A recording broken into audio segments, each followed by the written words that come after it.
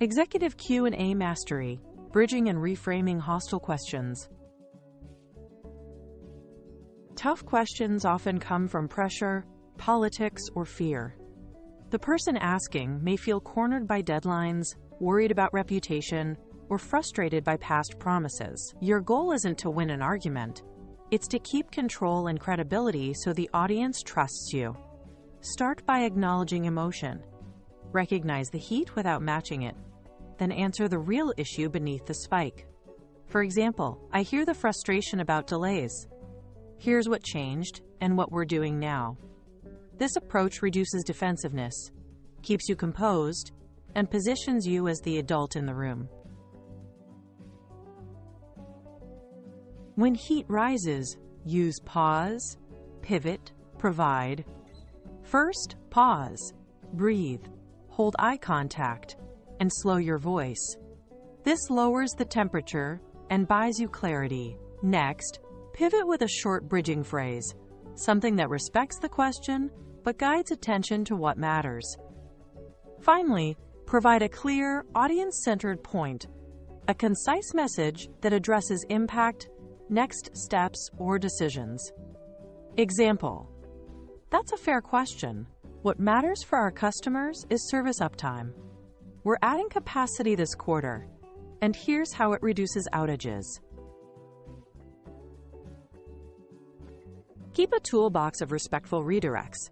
Try, what matters for our audience is, to refocus on stakeholder impact. Use, let me put this in context, when facts need framing to avoid misunderstanding. Say the key takeaway is, to distill complexity into one memorable point. And here's what we're doing about it, to shift from blame to action. These phrases acknowledge the question without being evasive. They guide attention to outcomes, decisions, and progress, where credibility lives. Practice them until they sound natural under pressure. Hostile questions love blame. You don't. Strip blame. Focus on facts and impact. Replace "you failed the rollout" with "uptime dropped 3% during rollout. Customers saw slower response." Turn accusations into solvable problems. We have a reliability gap. Here's how we'll close it. Use data, timeframes, and next steps to shift the narrative from drama to delivery. Today's uptime is 99.3%. We're adding 2 nodes by Friday, and we'll publish weekly incident summaries. Neutral language calms emotions and makes you sound solution-oriented. Meet intensity with selective agreement. Start with, "You're right to ask about" to validate the topic's importance. Follow with, "I understand the concern" to show empathy without conceding fault. Add, "It's fair to want specifics" to invite details rather than debate. Then bridge to your message. "You're right to ask about costs. It's fair to want specifics." The key takeaway is we stay within budget by phasing hiring and renegotiating vendors, and here's what we're doing this month. Agreement frames lower defenses, so your solution can land. Some questions force you into a corner.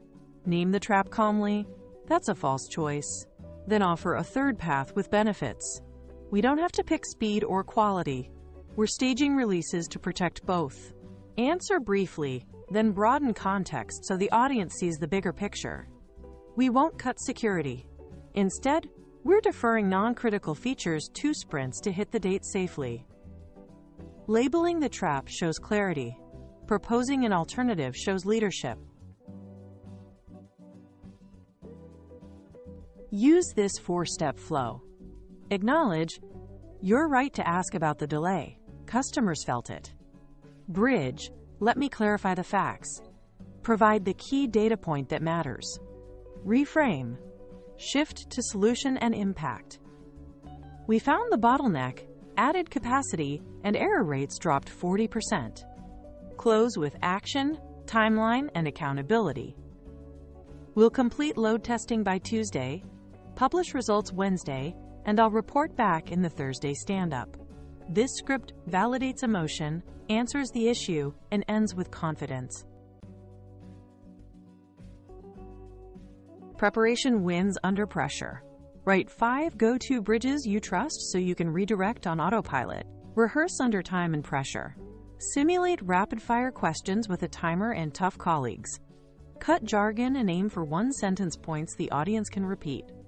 Finish answers by ending with the next step or a measurable outcome. Date, owner, metric. Record yourself. Review for clarity and warmth, and tweak until every sentence advances your message and builds credibility.